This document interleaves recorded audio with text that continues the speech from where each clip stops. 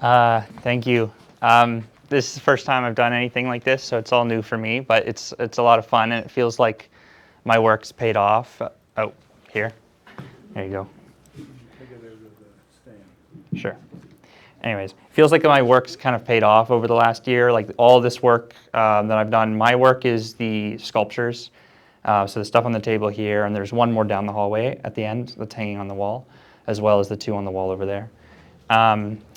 It's all work that I've made over the last 12 months, and it just feels like, yeah, it's like finally paid off. So thank you for Gallery Vertigo, and thank you for Bridget for allowing me to do this. And yeah, so my work is kind of like mixing natural and synthetic materials, like to create.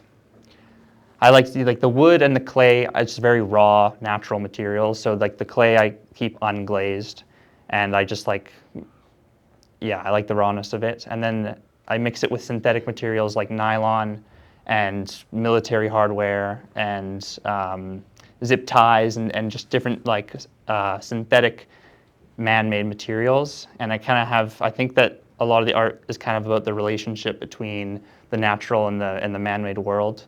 But it's not so much looking at it as, for me, it's not so much looking at it as a bad thing or a good thing. It's more of just acknowledging the relationship of how, as humans advance technologically, what that means for the rest of the world and how animals change with us. So it's not really a critique, more of as an observation for me. Yeah, I don't have a ton to say besides that, to be honest, but I think that kind of sums up my work for the last 12 months.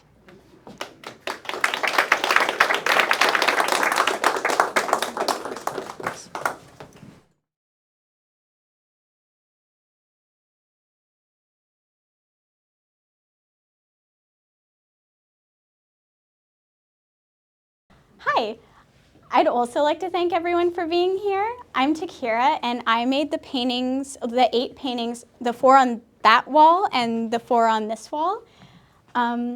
What I was mainly working on within the past 12 months has been like the intersections of animals themselves, but in questioning morality through them.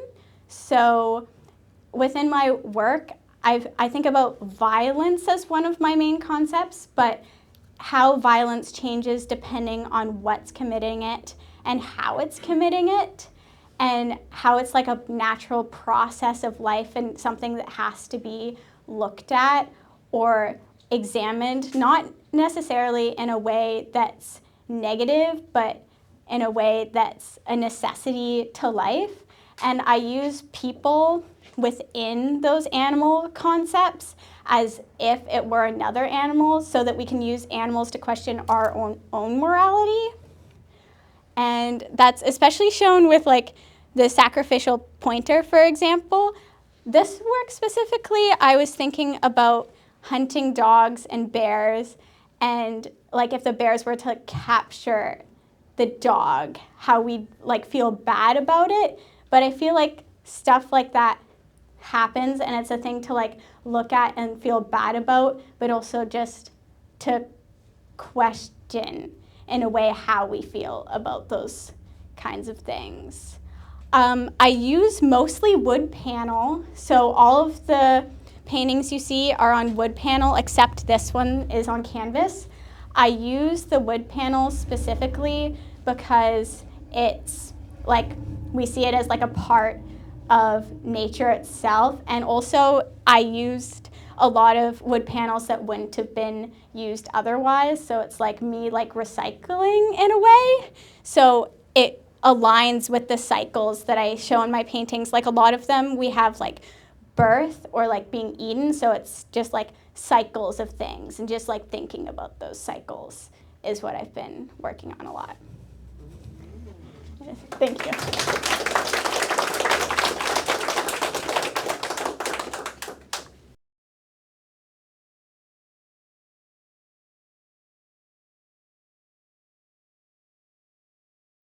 I just try to, like, I don't have a certain amount of time every day that I need to. I just try to spend at least like an hour a day.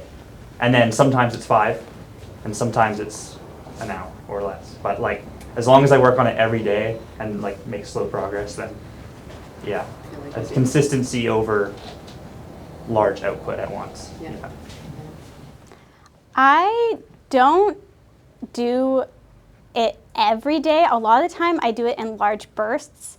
So like when I have an idea, I normally get out the painting within the 2 days after I like start it, because that's all I'm thinking about. And often it's only done in 1 or 2 sessions. So I'll sit down and I'll do like maybe the main like layout of everything for a few hours, and then I'll come back maybe the next day and then I'll just completely paint it. All of the paintings you see are wet on wet. So I never wait for a like part to dry and then go over it. I always just do it right away and then make another painting again after that, because I want all the feelings that I'm feeling at that moment to be put through onto the painting. And if I separate it too much, I just don't have the same kind of like emotion or like strokes. So I like to just all get it out in one. The opposite of me. Yeah. So I have a question for you. For Yessa, you use primarily natural and synthetic objects, but I notice you use a lot of wood. What prompted you to select wood as one of your mediums? I love wood because it's just so, like, to me, like, kind of like clay, it's just so moldable. And like, while you can't add, you can only subtract, it still just feels so, compared to metal, it feels so malleable. Also just the materiality itself of wood, the texture and the colors and the inconsistencies in it, and knots and stuff, I think is so beautiful. And then I just like, I don't know, I did it in high school as a woodworker. My dad's always worked with wood. He built houses and stuff, and it just like, yeah, I don't know. Takira, my question for you is, what prompted you to select this concept to do a body of work?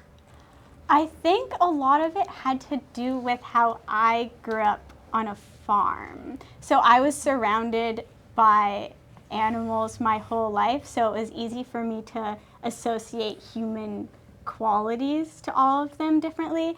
And I've helped like many animals give birth, and I've witnessed like snakes like decapitating themselves in fences and stuff. And I liked the differing imagery. So like fur against like slimy kinds of things, I think is an interesting thing to use paint to describe. So that's why I maybe went into the animal like violent